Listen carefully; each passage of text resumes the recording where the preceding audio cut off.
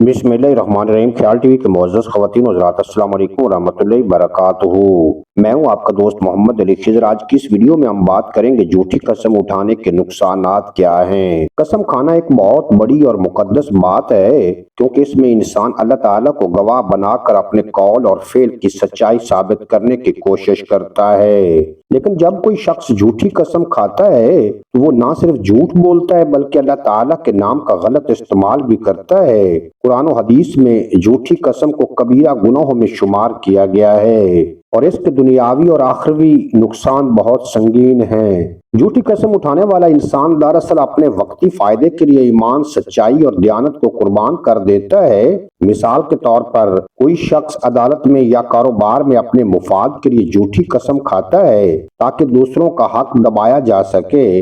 बाजार उसे वक्ती नफा तो मिल जाता है, लेकिन दर हकीकत वो अपने लिए अल्लाह ताला की लानत और नाराजगी कमाता है। कुरान मजीद में इरशाद है, बेशक जो लोग अल्लाह के अहद और अपनी कसमों को थोड़ी कीमत पर बेच देते हैं उनके लिए आखिरत में कोई हिस्सा नहीं। सूरह आले इमरान। इस आयत से वाज़ेह होता है कि झूठी कसम खाने वाला शख्स अपने थोड़े से दुनियावी मुफाद के बदले आखिरत की दायमी नेमतों से महरूम हो जाता है।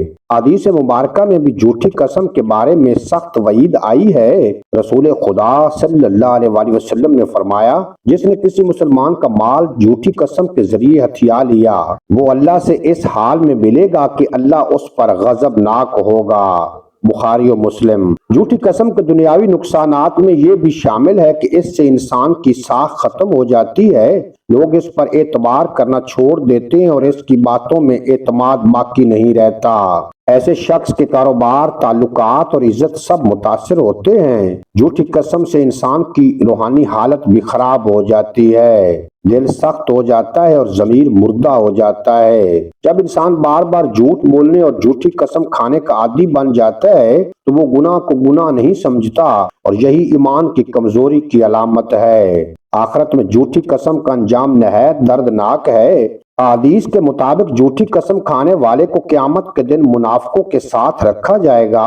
अल्लाह ताला इसके अमाल को बर्बाद कर देगा और उसे जहन्नम का अजाब दिया जाएगा। लिहाजा हमें चाहिए कि कभी भी झूठी कसम ना खाएं, चाहे नुकसान ही क्यों ना हो। अगर किसी मामले में हक हमारे खिलाफ भी हो तब भी सच बोलना बेहतर है, क्योंकि सच्चाई हमेशा कामयाबी की कुंजी है। झूठी कसम वक्ती फायदा तो दे सकती है मगर अंजाम में तबाही और रुसवाई लाती है। आखिर में ये बात याद रखनी चाहिए कि कसम सिर्फ अल्लाह के नाम पर ही खाई जा सकती है और वो भी सच पर। अगर इंसान अल्लाह के नाम को सच्चाई के साथ इस्तेमाल करे तो ये ईमान की अलामत है, और अगर झूठ के साथ करे तो ये कुफर के करीब ले जाने वाला अमल है। झूठी कसम एक खतरनाक गुनाह है जो दुनिया और आखिरत दोनों में नुकसान पहुंचाती है। सच्चाई ईमान का हिस्सा है और झूठ मुनाफिकत की अलामत। लिहाजा हर मुसलमान को चाहिए कि अपने कौलो अमल में सच्चाई अख्तियार करे और अल्लाह के नाम को सिर्फ हक और सदाकत के लिए इस्तेमाल करे। उम्मीद है आज की ये मुख्तसर वीडियो आपको पसंद आएगी। अगर वीडियो पसंद आई हो तो चैनल को सब्सक्राइब फरमाएं और बेल नोटिफिकेशन को प्रेस करें